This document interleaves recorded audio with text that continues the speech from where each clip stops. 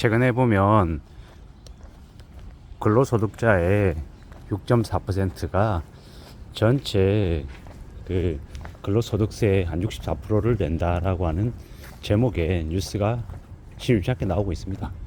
그러면서 상대적으로 하위 33.6%에 해당되는 690만 명이 근로소득세를 내지 않는다라는 이야기도 같이 나오고 있습니다. 연봉 1억 이상인 사람들을 6.4%라고 이야기하는데요. 연봉을 1억 받는 사람이 실제로 실수령액으로 받으면 650에서 670만원 사이를 이렇게 받는다라고 이야기하는데, 많다, 억대 연봉이다, 그러지만 실제로 생각보다 실수령액으로 받는 건 적다, 세금이 적지 않다 라는 이야기를 그 뉴스가 이야기하는 것 같습니다. 왜 이런 이야기들을 하는 걸까요?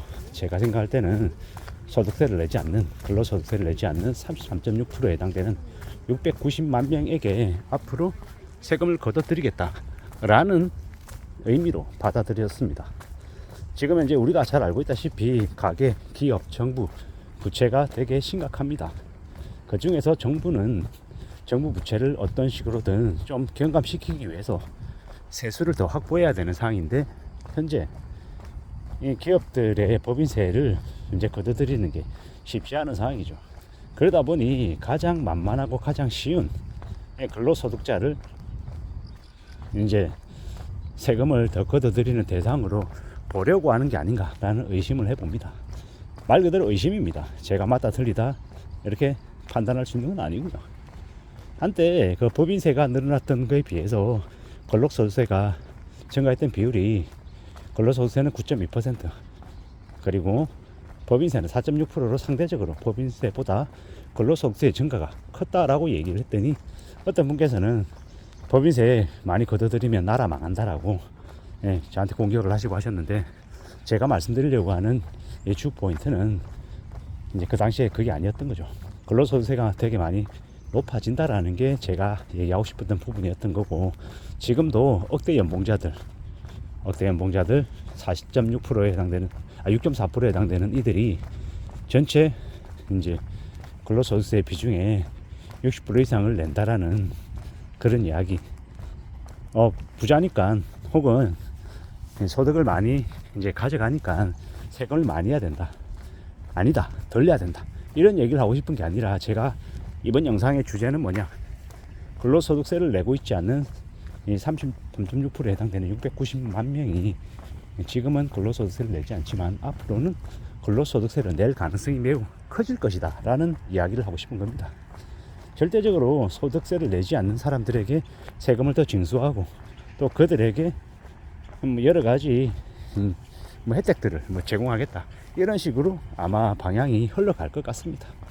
그리고 앞으로 아마도 담배값도 4,500원이 6,000원 되고 8,000원 되고 만원, 12,000원, 15,000원 이러한 형태로 계속 올라갈 것 같다라는 겁니다.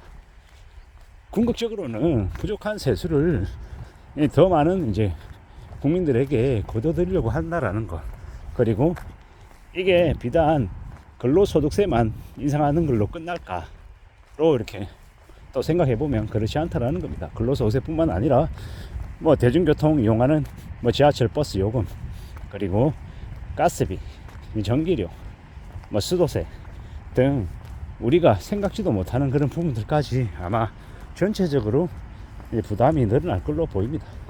지금 그러지 않아도 고물가에, 고유가에, 고환율에 되게 어렵다라고 얘기하는 사람들이 많은데, 그런 와중에 조금씩 보통의 사람들, 서민들에게 부담을 더 지워서 이 정부의 부채를, 정부의 이 비어있는 곳간을 채우려 하지 않을까라고 생각합니다. 제가 이렇게 말씀드리면서 그래서 결론이 뭔데? 라고 또 저에게 물으면 전들 결론이 있겠습니까? 그보다는 저처럼 되게 평범하고 보통의 사람들이 어떻게 살아야 될지에 대한 고민을 이제 하는 겁니다. 이웃나라 일본처럼 전기세가 사악해서 한여름에도 에어컨 키지도 못하고 겨울에도 히터 틀지 못하는 그런 선진국인 일본의 보통 사람들, 서민들의 삶의 모습을 보면서 왜 저렇게 쟤네들이 되게 저렇게 찌질하게 혹은 서글프게 되게 안타깝게 사나라고 우리의 시선으로는 봤지만, 지금 보면 이제 이해가 다 되는 거죠.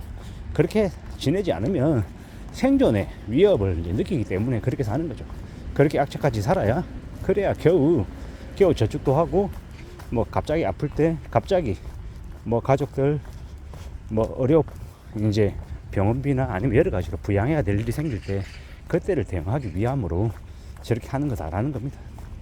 앞으로 살아가면서 우리가 감당하고 부담해야 될 것들은 아마 더 많이 늘어날 것 같습니다. 그래서 어떻게 살아야 되냐?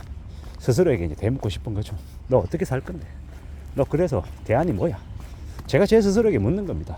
너 그래서 앞으로의 삶을 좀 잘 살아낼, 잘 견딜, 잘 극복할 대안 같은 걸 가지고 있냐? 라고 제 스스로에게 묻습니다. 그럼 저도 좀 솔직히 좀 사그라들죠. 움츠러듭니다. 그리고 제가 제 스스로에게 얘기하는 거죠. 그래서 최대한 도시락 싸다니지 않냐. 도시락 싸다니고 출퇴근할 때 지하철 요금 그거 외에는 거의 안 쓰지 않느냐. 고작 해봤자 내가 내 자신에게 쓰는 아주 큰 사치라고는 2,000원짜리 커피 마시는 거, 옆에 있는 동료에게 2,000원짜리 커피 한 잔 사주고 나 먹고 해서 4,000원 쓰는 게 그게 큰 사치 아니냐. 그 정도다. 그것도 절대로 매일 아니고 일주일에 많으면 한 2번 정도, 그게 다다. 일주일에 2번이면요 8,000원이잖아요 단순 계산 해가지고 한 달이라고 하면 한 4주라고 치면요 한 32,000원, 뭐 그 정도입니다.